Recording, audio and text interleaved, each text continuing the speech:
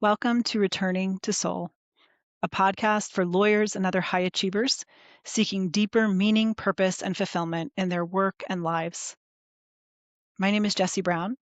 I practiced law for 15 years before becoming a career alignment coach and purpose guide for lawyers and other high achievers. I also work as a meditation teacher, breathwork facilitator, sound healer, and forest bathing guide. In this podcast, we explore what it means to return to our soul, to discover and live our true purpose. In today's episode, I thought I'd share a bit about my own journey of returning to soul. So I'll start with going back about 20 years when I decided to go to law school. So at that time, I had recently lost both of my parents. They both died when I was in college. And it put me in survival mode. I was seeking financial security above all. I really didn't have any type of financial safety net. And I had also seen my mom struggle as a single mom. My parents divorced when I was young, and I saw how much she struggled to make ends meet. So I was really motivated to be able to provide for myself financially. So at that time, my heartfelt desires for the type of work I longed to do did not seem relevant. It wasn't something I considered. And I entered the practice of law, starting with a large law firm, an international firm, doing class action defense work. And really, even my choice of law firm was led by looking outside of myself. I asked other people for their opinions on where I should work and was advised to choose the most well-known and prestigious and highest paying, job offer I could get, which is what I did. And then I was also advised to choose their most well-known, well-respected practice area, which I did. So my career choices at that time were guided by looking outside myself and following the advice of other people. And while they meant well, and I was trying to make choices that I thought were good for me, ultimately I kept leading myself further away from my own soul and my heart, my true desires. So over 15 years of practicing law, I ended up changing firms several times, changing practice areas, trying to find something that might be a better fit. But practicing law never really felt aligned for me. It always felt a bit like trying to squeeze a round peg in a square hole. And I always felt my gifts were related to connecting with people on a deeper level. And the practice of law, at least in large law firms, didn't really provide that opportunity for me. So when I turned 40, which was 5 years ago, I decided to hire my first coach. And I was also aware that my mom was 42 when she was diagnosed with the cancer that took her life. So I was getting to be near that age. And there was something to me about, being almost the age that my mom was when her life radically changed that made me want to be really intentional about what I wanted for this second half of my life or however much longer I had. So I hired a coach and I found it really helpful. I worked with her for a year. And I also began attending retreats and I started a meditation practice. I had started meditating back in law school, but really had fallen out of the habit in my 30s between practicing law full time and raising my kids and a cross-country move for my husband's job. There were just a lot of transitions in my 30s, and I didn't prioritize a meditation practice or a spiritual practice. So part of my journey of returning home to my soul did involve starting to meditate again. And at first I started by setting a timer on my phone for a minute a day. It was very minimal. But over time, gradually I saw and experienced the benefits, and I extended that time longer and longer. I also felt drawn to spend more time in nature, which is something I had loved doing as a child and a teenager.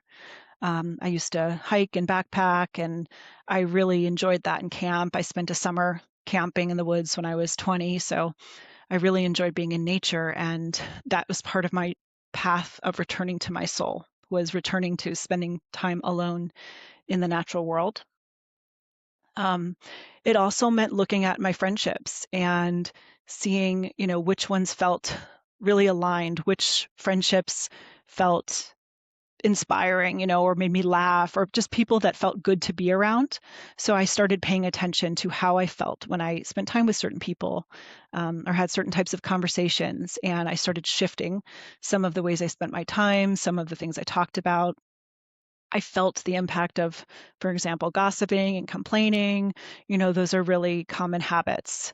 And I had done a lot of that and just started to realize how it didn't feel good anymore.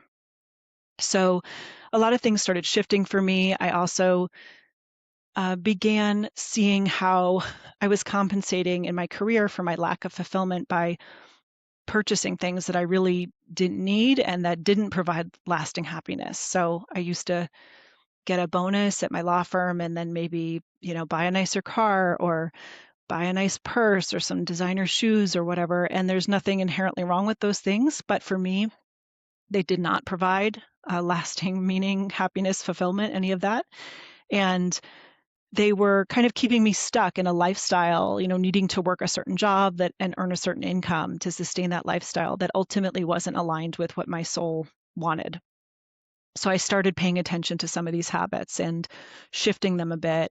And this allowed me to save some money and ultimately reduce my hours at my law firm and then pivot to leave law.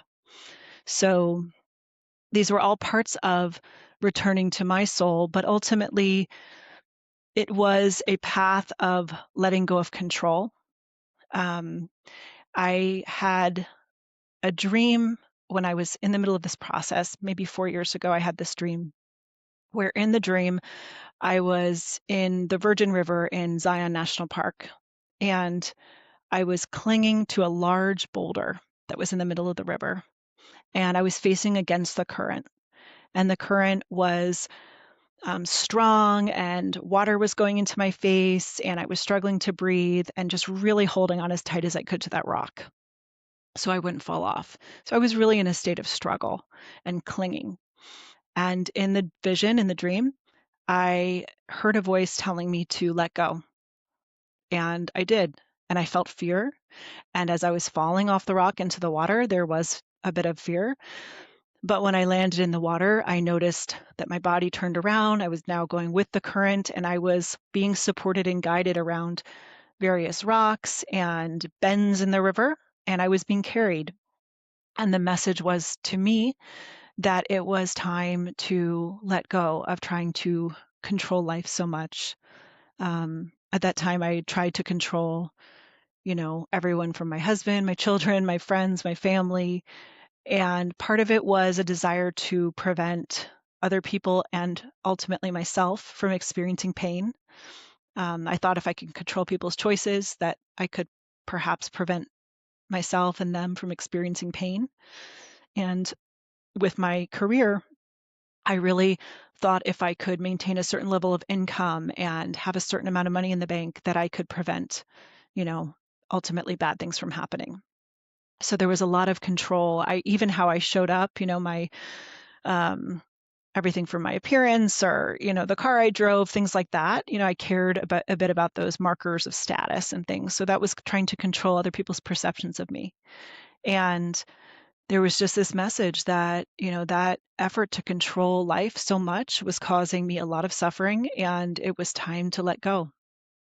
And at that time, I began reading a lot of books by authors like, Michael Singer and Eckhart Tolle, and I read the Four Agreements. I'm trying to think. There were so many books at that time. I'm a pretty avid reader, and I went on this deep dive, a lot of spiritual books and books that just felt they were supportive of the message I was receiving at that time, which was to shift from this sort of fear-based, ego-led way of life and trying to control things to a soul-led way of life, to trusting and allowing my own soul and the universe, the mystery to guide me. So I share all that not because it was easy. It took years. And I would say it also involved a lot of deep inner healing. I did a lot of internal family systems work, which I've now done a lot of training in, and I use that modality with my clients.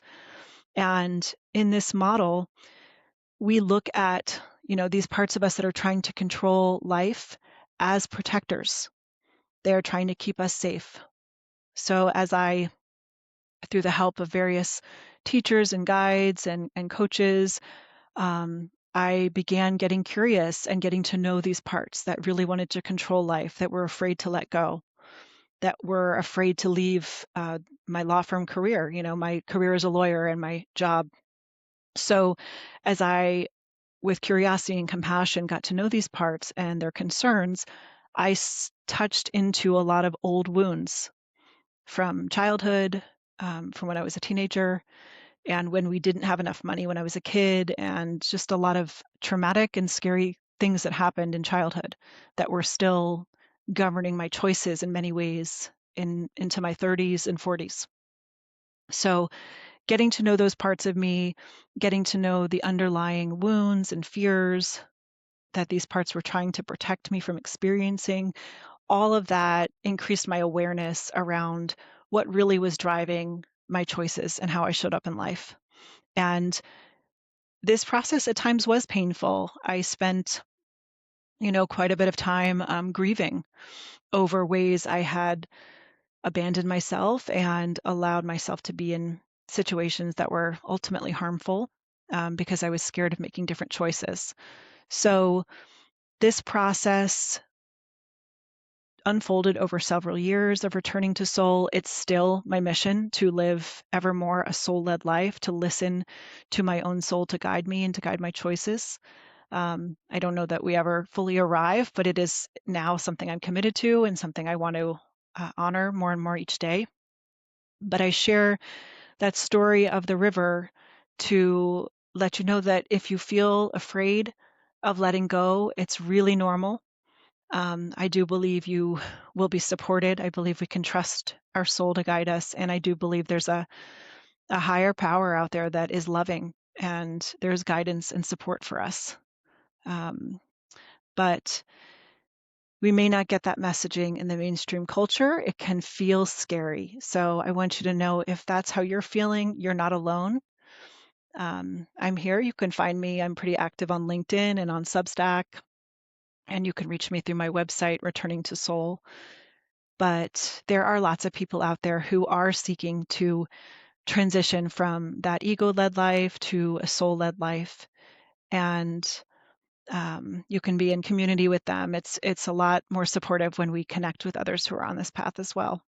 So if any of this resonates, please feel free to reach out and connect. I love connecting.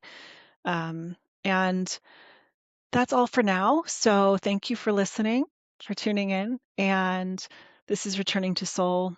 I'm so glad you're here. Until next time, be well.